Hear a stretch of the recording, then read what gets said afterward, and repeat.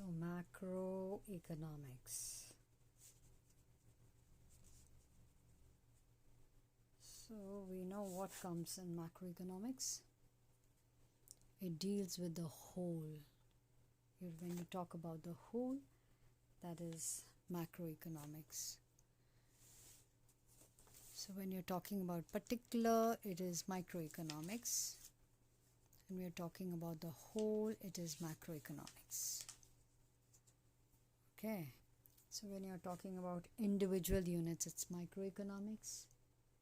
And that branch of economics which studies the behavior of aggregates. So when you're talking about aggregates, that is macroeconomics. So you're talking about the economy as a whole. That is macroeconomics. And if you take the microeconomics, that its main aim is to determine the price of a commodity. But here in macroeconomics, it determines the aggregate output and employment level of the economy. So when you're talking about the economy as a whole and you're determining the income or the aggregate output, that is macroeconomics. And since you're talking about aggregates, so it's the aggregate demand and aggregate supply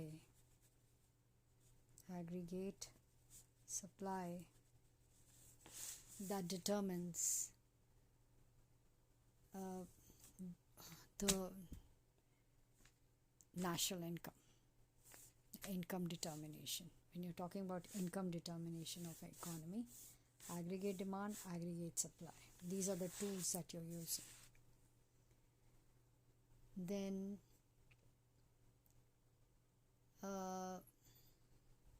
so based on that, so what is the subject matter or the related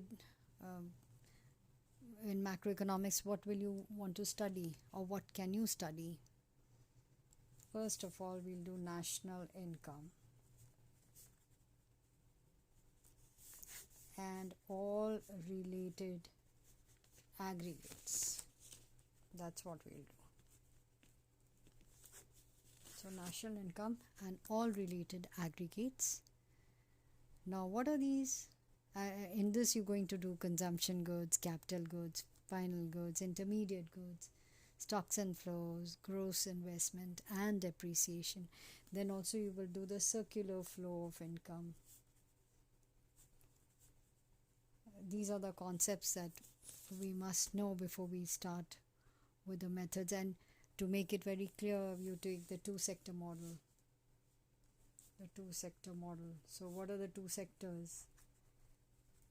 Let's take the firm and the household. So that I'll explain later. And then with that, once you understand that concept, then you'll be able to understand the methods of calculating national income. That means how economists measure the macroeconomy. So let me talk about this. So with these tools in hand, how do you think the economists measure the macroeconomy? How do you measure? So what is a measure? How do you measure? How do you measure macro or economy or the economy in general? So when you're talking about the economy as a whole, so it can be either business or the government. We know that the government produces goods and services, business produces the bulk of what people consume, but the government produces many goods and services including public safety, national defense, public goods such as roads and bridges. In addition, the government provides the legal structure in which, so the legal structure who gives? That means who's the whistleblower out here to see how progress is going on, who's producing what and how it's going on. Because The government provides the legal structure in which the businesses operate and intervenes in the economy to regulate things like pollution, safety equipment, which is important, and it tries to redistribute income between private businesses and the government. Income from the rich to the poor.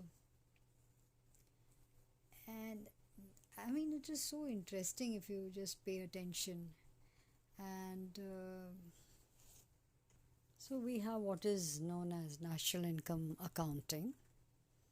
It is the same as the bookkeeping that you have when you're doing accountancy. And all the statistics that you collect, that is the basis for all the mathematical models that economists uses to understand and predict the business cycle. So when you are going to business cycle, inflation, then economic growth, where do you stand? Then the monetary and fiscal policy of the economy. That means fiscal policies by the government and monetary policies by the banking system, all of it. So this is how we learn or understand what is macroeconomics. Now, one very important aspect, or whenever you're doing macroeconomics, you will keep hearing the words GDP, or gross domestic product. Now, that is a statistic that calculates the value of all goods and services produced in a given country in a given period of time. Okay, so in a given economy, we'll say, and in a given period of time. Basically, it's a financial year. And it is important.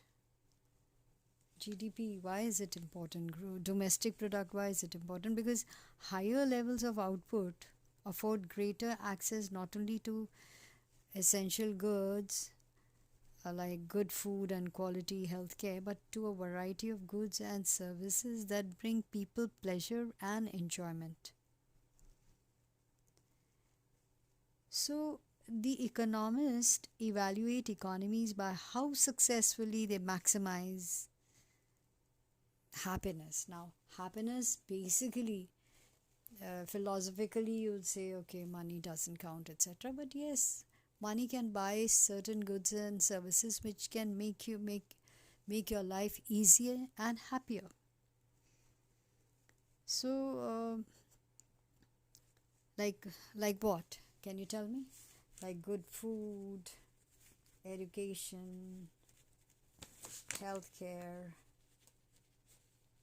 So if you have a high GDP, then you can, that particular economy has, or its people have an access to all of this, and you can have a great vacation. So it's important that it is important to have a good higher GDP, gross domestic product.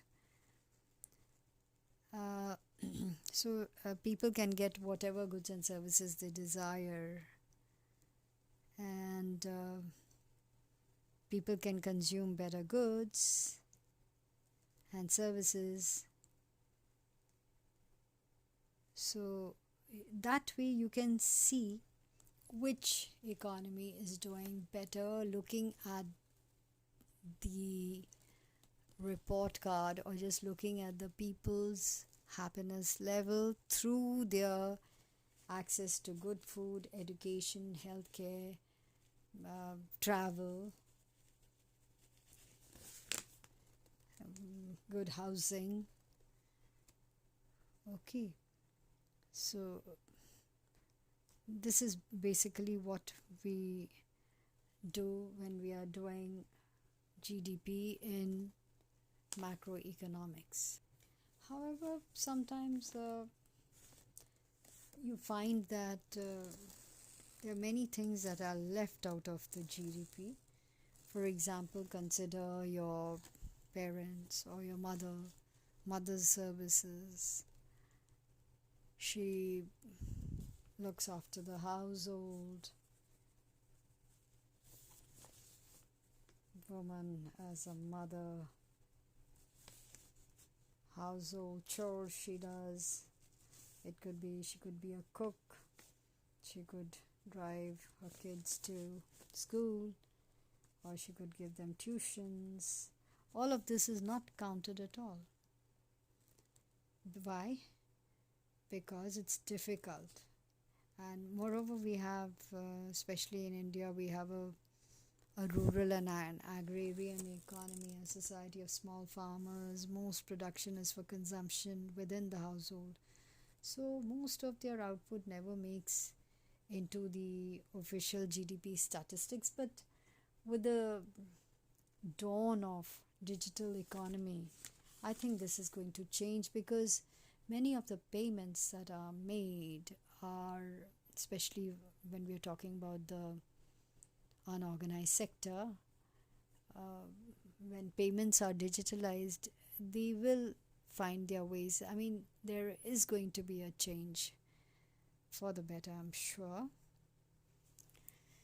So, of course, but right now it is difficult. It's out of the realm that of GDP. These things are left out.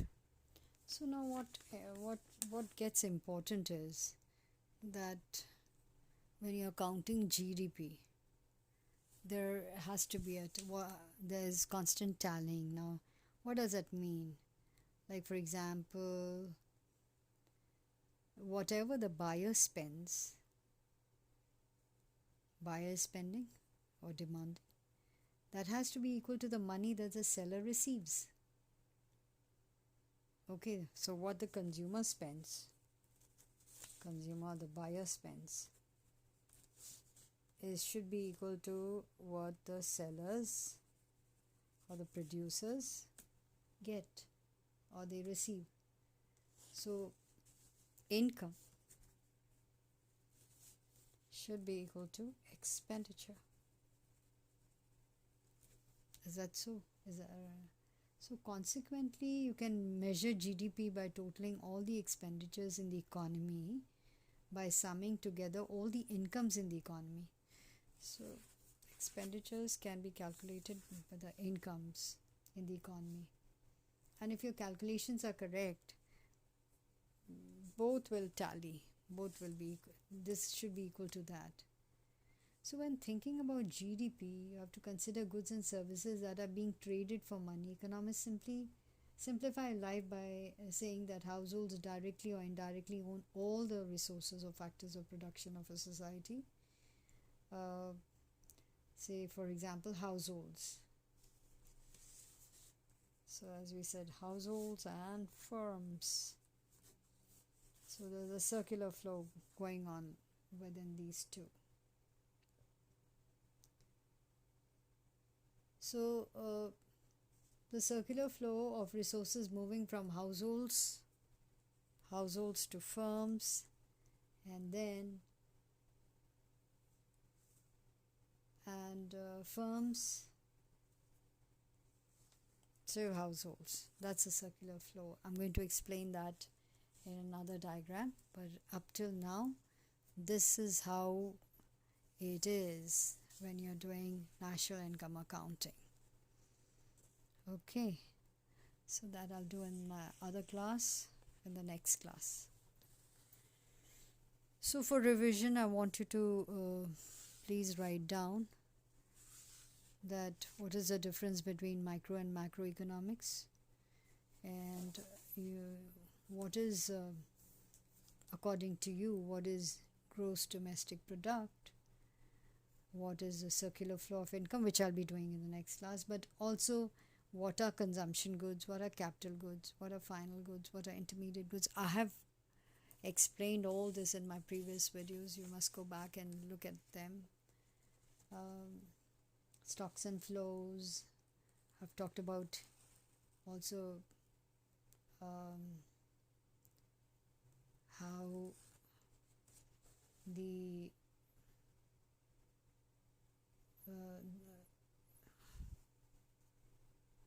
injunctions and leakages in a system and all of this. So I want you to write down short notes on this. Go and watch my videos, the earlier ones, and you'll be able to answer them.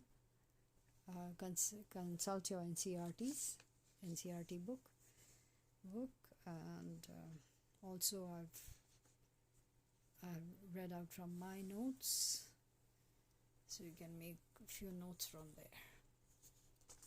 So well, that is macroeconomics, a short introduction.